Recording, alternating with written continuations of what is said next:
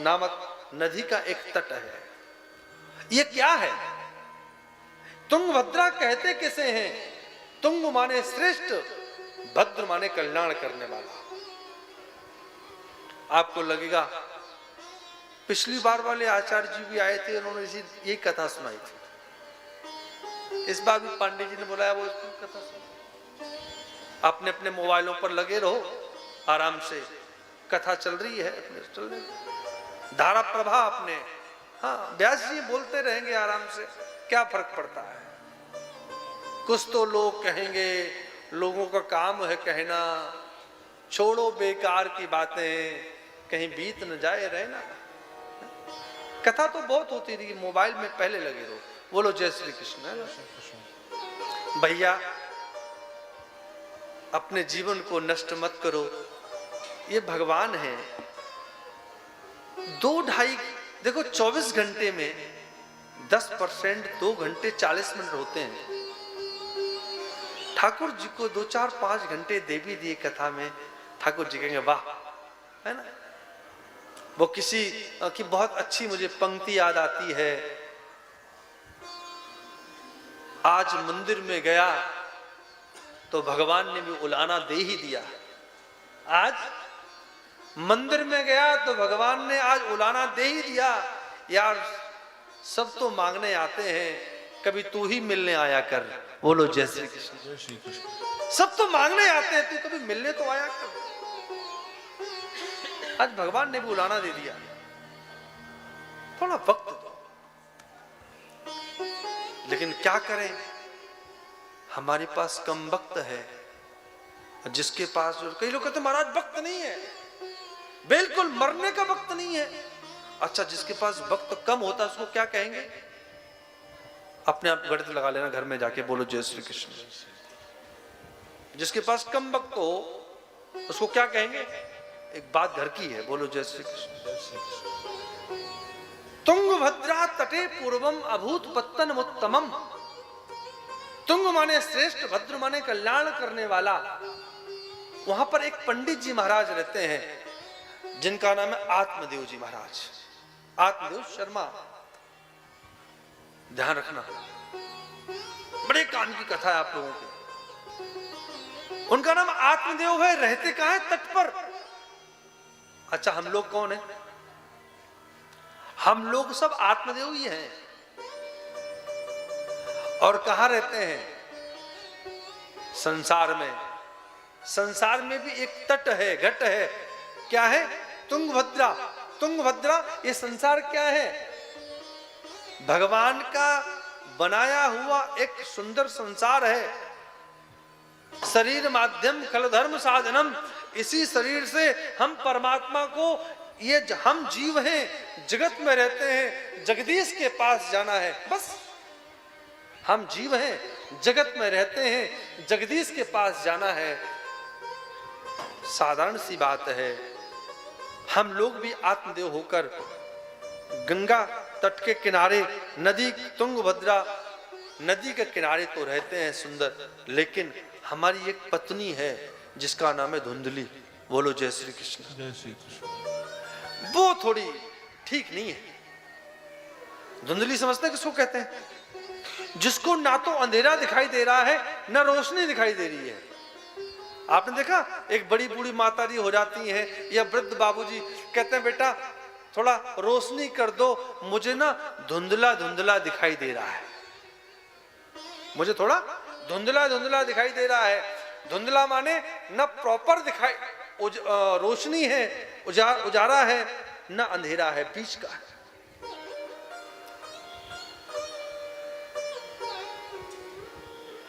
ऐसे आत्मदेव जी के घर में संतान नहीं होती है, तो कुछ ना कुछ संकल्प को पाने के लिए वो आत्मदेव जी महाराज क्या करते हैं? जंगल में मरने के लिए जाते हैं। क्या करने? आत्महत्या। महात्मा जी गुजरते हैं, कथम रोदस विप्रत्वम काते चिंता बली ऐसी बदत्तुम सत्वरम मह्यम स्वस्थ दुखस्य कारणम। अरे पंडित जी महाराज, हमने सोचा कोई भजन वजन करने वाले होंगे, आप तो रो रहे हो। किम कारणम, क्यों रो रहे हो? पंडित जी महाराज कहते मेरे बेटा नहीं है। ओहो, महात्मा जी बोले मैंने सोचा कोई पंडित जी महाराज भगवान की याद में रो रहा होगा, ये तो बेटा के लिए रो रहा है, बेटे का भूत सवार है इसके ऊपर। तो कथा आप सभी को पता है, बहुत समझाने पर भी ग्रस्त सरसोलो के पुत्र पौत्र समन्विता दिग्जीवितम प्रजाहीनम दिग्ग्रहम च प्रजाविना दिग्धनम चानपत्यस्य दिक्कुलम संतति बिना। है संन्यासा शुष्क ए भी उल्टा द्वितीय भास्कर थे ना, ज्ञानी थे, महात्मा जी को ही समझा दिया। महात्मा जी के पीछे पड़ गए, बोले तुमने अगर मुझे बेटे का आशीर्वाद नहीं दिया मैं हत्या करके मर जाऊंगा और ब्रह्म हत्या का पाप तुम्हारे सिर पर चढ़ेगा। महात्मा जी घबरा गए, बोले हमने अच्छा पूछ लिया, पंडित जी काहे रोते हो, अब तो या तो उसको बेटा दो नहीं तो ब्रह्म हत्या लो। महात्मा जी ने झोले में हाथ डाला और झोले में से हाथ डाल के एक फल दे दिया कि जाओ अपनी पत्नी को खिलाना। ध्यान से सुनना, आप लोग जितने सुन रहे हो वो फल क्या है, वो संत कौन है, वो आत्मदेव कौन है, वो धुंधले कौन है। आत्मदेव हम हैं, हम भी इस पांडाल में आए हैं अपनी अपनी परेशानियां लेकर, अपने अपने दुख लेकर, अपने अपने संकल्प लेकर। जब सदगुरु के द्वारा जब वो प्रसाद रूपी जब फल दिया जाता है, जब हम घर पे जाते हैं तो हमारी धर्म पत्नी धुंधली है, वो कपट करती है, वो खाने नहीं देती है। हमारी बुद्धि भी कपटी है, धुंधली है। दिल तो कहता है ऐसा नहीं ऐसा कर दो, दान कर दो। अरे महाराज बर्बाद करना है क्या, सब लुटा दोगे क्या। धुंधली बार बार हाथ पकड़ती है। अंतिम में क्या हुआ, धुंधली ने कपट से अपनी एक महिला मित्र से, छोटी बहन से संपर्क किया और कहा बहना मैं तुझे धन दे दूंगी, तुम मुझे पुत्र दे देना। पेट में तकिया बांधकर 9 महीने तक उसने आडंबर किया। एक ब्राह्मण, सच्चे ब्राह्मण को कपट में रखा और संत के प्रसाद पर परीक्षात्मक बुद्धि लगाकर उस गैया को खिला दिया जो गाय ने अभी तक बछड़े को जन्म नहीं दिया। समय आने पर मां गंगा रूपी गाय ने पुत्र को, बछड़े को उत्पन्न किया। उधर एक पुत्र कपट से जो उत्पन्न किया, पंडित जी बड़े प्रसन्न हुए, भैया प्रभु कृपा से पुत्र हुआ, नामकरण कराओ, मेरा नाम आत्मदेव है, बेटे का नाम आत्माराम होना चाहिए। धुंधली खड़ी हो गई, दिमाग खराब है, आत्माराम होना चाहिए, 9 महीने पेट में हमने रखा, मेरा नाम धुंधली है, मेरे बेटे का नाम धुंधकारी होना चाहिए। महाराज ठीक है, रख दो धुंधकारी। धीमे धीमे बेटा अकेला था, एक ही समय पर 2 पुत्र उत्पन्न हुए। गाय ने बछड़ा दिया, गऊ जैसे कान थे, नाम गोकर्ण रख दिया। इधर धुंधकारी हुआ, दोनों ने नाम कमाए, एक विख्यात हुआ, दूसरा कुख्यात हुआ।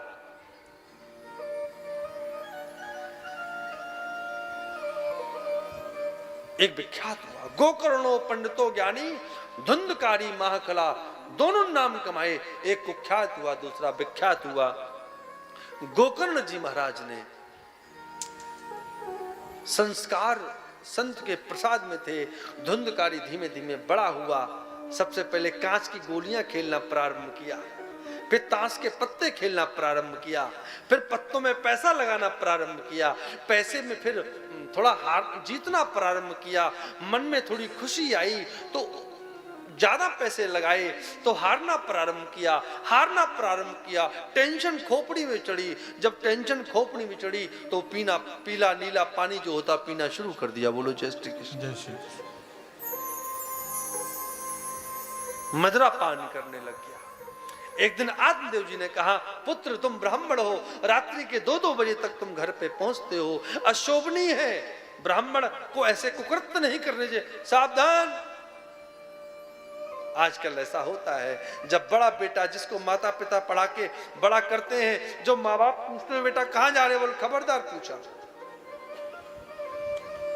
ये मेरी जिंदगी है,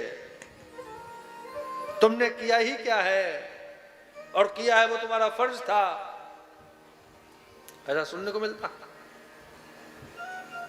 आत्मदेव जी को डांट दिया। आत्मदेव जी फिर जंगल में जाने लगे। जब आत्मदेव जी जंगल में जाने लगे तो गोकर्ण जी ने कंधे पर पैर रखा और कंधे पर हाथ रखा और गोकर्ण जी ने कहा, पिताजी आज जंगल में क्यों जा रहे हो? तो विचार करना पंडित जी, पहले जंगल में इसलिए गया था बेटा नहीं है, आज जंगल में जा रहा बेटा क्यों है?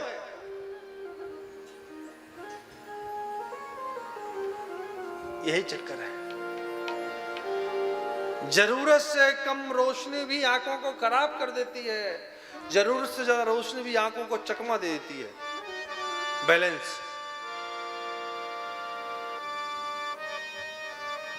न चेन्द्रस्य सुखम किंचन न सुखम चक्रवर्तिनः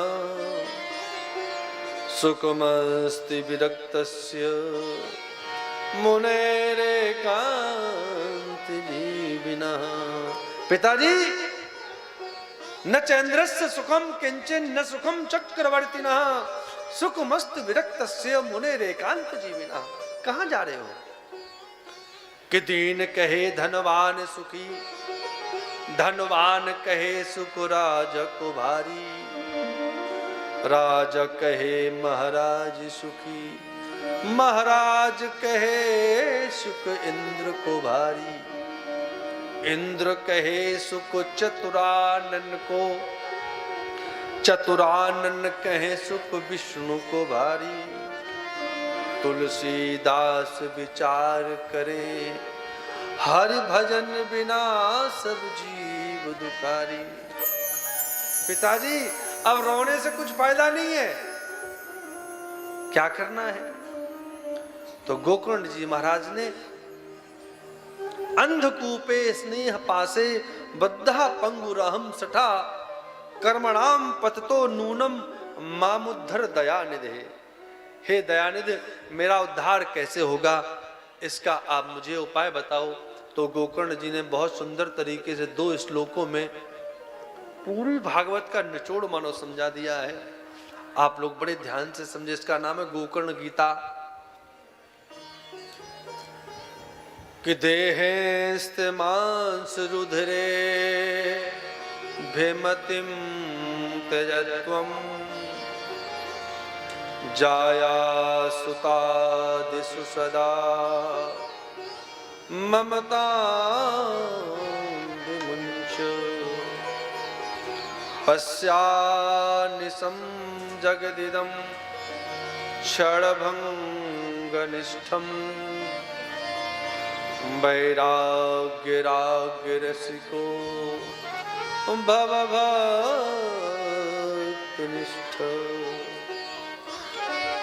धर्मं भजस्व सततं त्यज लोकधर्मा सेवस्व साधु पुरुषा जय काम तृष्णा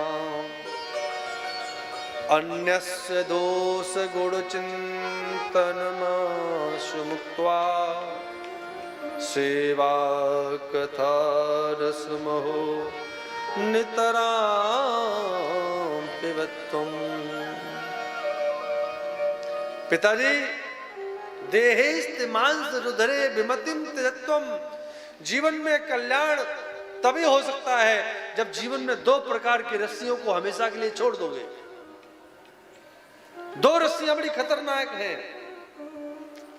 देह में अहमता और देह के नातों में ममता। ये 2 रस्सियां हैं हमारे जीवन में।